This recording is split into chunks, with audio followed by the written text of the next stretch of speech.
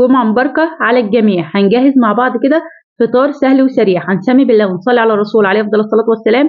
اساسي معانا الفول والفلافل وطبق البتنجان ابو دقة، وهعمل معاكم الدقة هتعجبكم قوي، والمخلل البتنجان ده انا عملته معاكم قبل كده. حاجات كلها سهلة وبسيطة، تقومي كده تجهزيها لاولادك الحلوين ومش هتاخد معاكي وقت خالص. طبعا طماطم وخيار، اي خضرة بقى متوفرة عندك. طبق بلح بطاطس محمرة بتتبيلة حلوة خالص. اللهم صل وسلم على سيدنا محمد. العيش البلدي اكيد ما يمنحش عشان خاطر الحلوين، حلاوه بالطحينيه والقشطه. تعالوا بقى نعمل مع بعض التتبيله تنفع معاكي فول وبتنجان مميزه وحلوه قوي. فلفل اخضر مقطعاه صغنطوط، وطماطم شايله القشر منها ومقطعاه بنفس الطريقه. اي خضره عندك بقى بتحبيها وبتفضليها. انا استخدمت كزبره وشبت، ونزلت بتوم فصين 3 توم كده مفرومين، عصير ليمون، خل، معلقتين من الخل. تتبيله تحفه. اللهم صل وسلم على سيدنا محمد. هنا هرست الشطه اختياري لان دي سبايسي، متوفره دايما عندي طول السنه، وعملتها معاكم قبل كده وعجبت ناس كتير. هخلط كل المكونات دي كده مع بعضها، والبهارات سهله وبسيطه مفيش اسهل منها في مطبخك. كزبره ناشفه، هنزل برضو بكمون، مش هزود في الكمون زياده عن اللزوم علشان ما يمررهاش معاكي. هظبط الملح بقى ودوقي، لان انا استخدمت خل وليمون علشان ما تبقاش مالحه معاكي. تقدري بقى تكوني قاليه البتنجان تستخدميها تبقى حلوه قوي.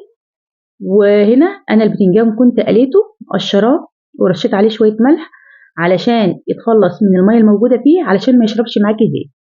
وهنا الفول برضو عملته معاكم قبل كده. كلها حاجات بيتي سهله وبسيطه تقدري تعمليها، هتعجب ولادك قوي وتبقى متوفره عندك يوم الجمعه. تقدري كده بقى تقومي تجهزي الفطار. في المرحله دي طبعا تقدر تنزلي بمعلقه طحينه. هنا تعالوا بقى ما اقول لكم، انا جايبه عجينه الفلافل حقيقي جاهزه، مش عاملاها في البيت. يفضل لما تعملي الفلافل تحمريها يعني في البيت، انا بفضلها في البيت. ليه؟ هقول لكم ليه دلوقتي. تكوني حاطه مثلا حله، ما تحطيهاش في طاسه علشان كميه الزيت تبقى كتيره، وتخصصيها للفلافل. فالفلافل تستوي معاكي ما تبقاش نيه. ملحوظه مهمه جدا، لما تيجي تنزلي بالفلافل يكون الزيت سخن زي ما انتم شايفينه، مش بيغلي بقى. لو الزيت سخن قوي زياده عن اللزوم الفلافل هتفك معاكي. هنا الغطا ده يعني سهل كده، حاجه ايه، حركه كده على السريع. لو انت حابه تعمليها بايديك مفيش مشاكل. بتحطي فيها كيس وبترشي رشه سمسم على الكيس كده، وبتساوي بحيث ان انت يعني مش هتبهدلي ايديكي. بس في الاخر برضو هعمل بايديا، لان هعمل معاكم صوابع كفته، شكل يعني صوابع الكفته من الفلافل.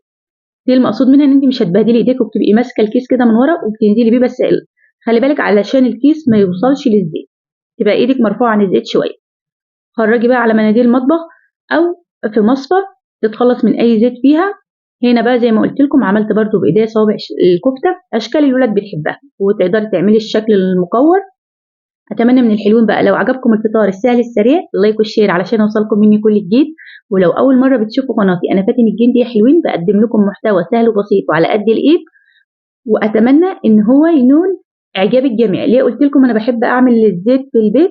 علشان الزيت اللي بره زي ما انتم شايفين بيبقى شكله معمول فيه كذا مره فلافل، فاضمن يعني صحه الولاد وكده، واحنا بنحب الفلافل وبنجيبها، فاعملي في البيت افضل لك. اتمنى الفطار يكون نال اعجابكم. بالف هنا بقى معانا، واشوفكم يا رب على خير. مع الف سلامه يا حلوين.